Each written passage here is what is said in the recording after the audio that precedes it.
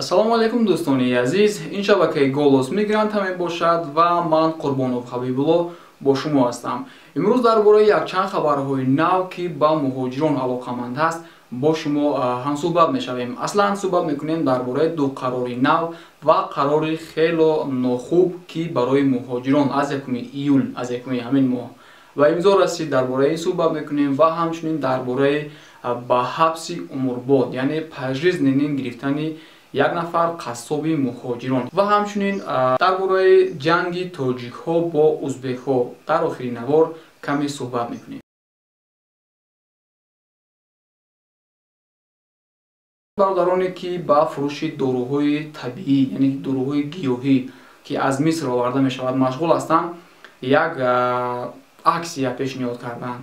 Рости гап, доруҳояшонро агар касе надонад, бори дигар ба шумо хотир расон мекунам, ки агар он нафароне ки гирифтори бемории асаб ҳастанд, гирифтори бемории харобшавӣ ҳастанд, бемории хунук задани бадан, хунук задани гурдаву дигар узвҳои мардонагӣ, аз ҷумла простата, ки қариб ҳамаи муҳоҷироне ки дар Русия кор мекунанд ин бемориҳоро доранд, шуморо тавсия медиҳам, ки барои ин дардҳои шумо дорӯе ҳаст бо номи Хелба, ки ин бародарон мефурӯшанд ва онҳо бепосредник, яъне ки чӣ мегӯянд, мустақиман худашон заказ мекунанд, аз Миср ин доруҳоро мегиранд ва доруи дигаре ки барои резонидани кирмҳо ва паразитҳо аз меъдаи инсон, ки сабаби харобшавӣ, яъне ки лоғаршавӣ, сабаби камқувватӣ, сабаби асабоният, сабаби доғҳои ҳар хел безеб дар пӯсти инсон мебарояд.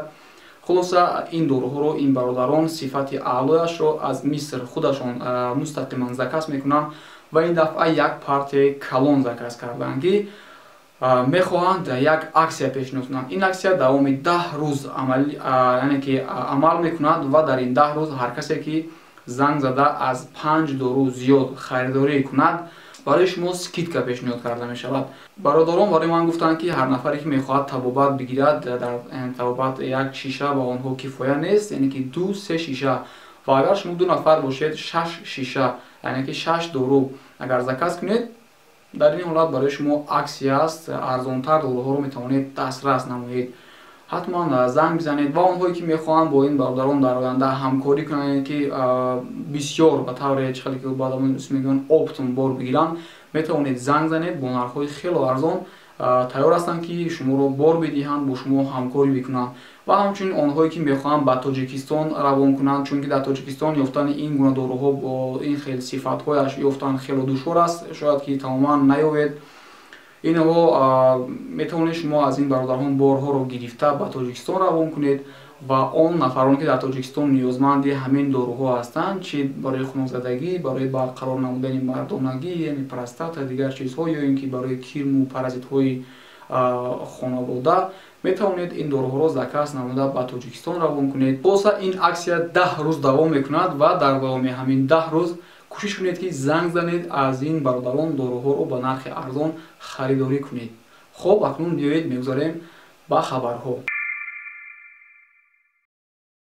Саркарда аз 1 июл қонуни наве ба тавсиб расид, ки мувофиқи ин қонун дигар муҳоҷирони тоҷикро, ки ба праваҳои тоҷикӣ дар Москва мегарданд, онҳоро ба такси ба кор намегиранд. Ин хабарро Яндекс, Гетта ва Убер низ тасдиқ карданд, ки ин ширкатҳо ҳам ширкатҳои таксиронӣ мебошанд.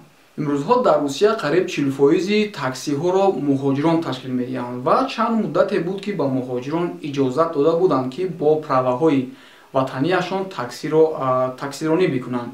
вале пеш аз сар шудани чемпионат ин қонунро камтар сахт гирифтанд ва бисёри онҳое ки праваҳои тоҷикӣ доранд ба кор намегирифтанд, ё онҳое ки аллакай дар таксиронӣ пеш кор мекарданд, онҳо бо як мушкилиҳои, бо як нарушениҳои хурдакак зуд онҳоро блокировать мекарданд ва онҳоро дигар намемонданд, ки таксӣ кор кунанд. вале бо сар шудани чемпионат, бо зиёд шудани болельщикҳо, ки мухлисони футбол, ки аз дигар кишварҳо омаданд, мардум хело зиёд шуд, дигар ҳамаро ба кор гирифтанд. онҳое ки блокировать шудагӣ буданд, онҳоро ҳам кушоданд ва ҳамаи мардуми тоҷик, онҳое ки мехостанд таксӣ бизананд бо праваҳои ватанӣ, ҳамаро дар ширкатҳои таксиронӣ ба кор гирифтанд. вале мутаассифона аз 1 июл қонуни нав ба тавсиб расид ва як нафаре ки тоҷик аст ва ширкати таксиронӣ дорад бо мо ҳамсӯҳбат шуд. Дар суҳбат бо мо гуфт ки ширкатҳои таксироние ки муҳоҷирони тоҷикро бо праваҳои тоҷикиаш ба кор мегирад, то 600 000 рубл ҷарима мешавад. аз ин маълум мешавад ки дигар ширкатҳои таксиронӣ муҳоҷирони тоҷикро агар праваи русӣ надошта бошанд, дигар онҳоро ба кор намегиранд. ва ҳамчунин ӯ гуфт ки ҳамин шаби гузашта дар як шаб нафароне ки дар зери дасти ӯ кор мекунанд дар ин ширкаташ 15 нафар ба ӯ занг зада гуфтанд ки нозирони ГИБДД онҳоро ҳушдор карданд ки дигар бо праваҳои тоҷикӣ дар Русия такси зада наметавонанд. 15 000 рубл ҷарима пешниҳод шудааст барои нафароне ки бо праваҳои ватании худ такси мезананд. аз ҳамин сабаб хулоса ба шумо гуфтанӣ ҳастам ки шумо огаҳ бошед, агар шуморо бо праваҳои тоҷикӣ дар вақти такси рондан дастгир кунанд, 15 000 рубл ҷарима мекунанд. ҳушёр бошед дӯстони азиз. хабари дуюм ин аст ки Госдума қарори нав қабул кард ки дар Русия қабул кард ки соҳибони хона, яъне ки соҳибони хонаҳое ки дар хонаҳояшон муҳоҷиронро посредникҳо регистратсия мекунанд ва соҳибони хона худ огоҳ нестанд, вале агар онҳо рафта дар ҳамон ФМС база дани хонаи худро тафтиш кунанд ва агар бубинанд ки дар хонаи онҳо ягон муҳоҷирро регистратсия кардаанд, минбаъд соҳибои хона метавонанд ки дар ҳамон ҷо, яъне ки читари ба забони рус мегӯянд отказ кунанд, бигӯянд ки ман инҳоро намешиносам ва ҳамаи онҳоро аз қайд бароранд. ва дар ин ҳолат худи он нафаре ки дар он хона дар қайд буд, масалан як муҳоҷире ки дар як хонаи як рус посредник ӯро дар қайд мондагӣ буд, ин муҳоҷир хабар намешавад ки ӯро аз қайд бароварданд, яъне ки аз база дани регистратсияи ӯ бекор карда шуд. ва агар ин муҳоҷирро дар роҳ пулис манъ кунад, мебинад ки дар база данных нест ва ӯро ҷарима мекунанд ва ҳамчунин запрет въезд ба муддати 3 сол барои берегистратсия гаштан. вақте ки шуморо бекор мекунанд, аз ҳамон рӯз маълум мешавад ки шумо берегистратсия гашта истодаед. барои ҳамин хотир хело эҳтиёт бошед. мо ҳамин масъалаи регистратсияро хело вақт шуд ки пайгирӣ мекунем, вале мутаассифона аз ягон ҷо намеёбем ягон ҷоеро ки муҳоҷиронро, яъне ки хеле ба забони русӣ мегӯянд официально регистратсия кунанд, ҳама чи қонунӣ бошад ва мо битавонем ки шуморо ҳамон тараф равон мекунем, суроғаи онҳоро бидиҳем ва бигӯем ки яъне ки бо сари баланд бигӯем ки рафта онҷо худро регистратсия кунед. мутаассифона мо ҳамин хеле ҷойро наёфтем дӯстони азиз. аз ҳамин сабаб ҳар ҷое ки шумо кор мекунед, яъне корхонаҳои агар давлатӣ бошад, ҳатман онҳо хобгоҳ доранд ва аз онҳо хоҳиш кунед ки шуморо дар ҳамон хобгоҳҳояшон регистратсия кунанд. додгоҳи кишвари Забайкали Русия рӯзи 3 июл сокини 45-солаи шаҳри Чита Евгений Краснояровро ки ба дасти кам 6 куштор ва 7 қасди куштор айбдор мешуд, ҳабси умрбод, яъне пожизненӣ ва пардохти 4,5 миллион рубл товон ба наздикони ҷабрдидаҳо маҳкум кард. Краснояров асосан муҳоҷирони тоҷику ӯзбекро шикор мекард ва дар матбуоти маҳаллӣ ӯро ба ин далел Патрашитель Таджиков, ҷаллод ё қассоби тоҷикҳо лақаб монда буданд. аз ҷумла ӯ моҳи майи соли 2013 дар шаҳраки Песчанка ду шаҳрванди Ӯзбекистон ва ду шаҳрванди Русияро ки ҳамроҳи ӯзбекҳо буданд, бераҳмона ба автомати Калашников ба ҳалокат расонд.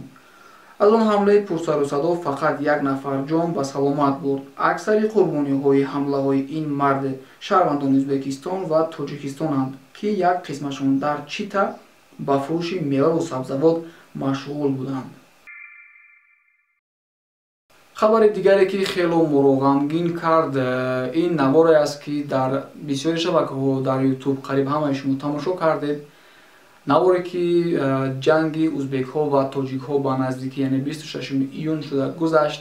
дар он ҷанг чхеле ки шумо мебинед, бо чӯбу сангу оҳан якдигарро мезананд, яъне тарафи якдигар ҳаво медиҳанд. рости гап хело хурсанд шуда будем ки ин ду миллати бо ҳам дӯст дубора дӯстиашон барқарор шуда буд.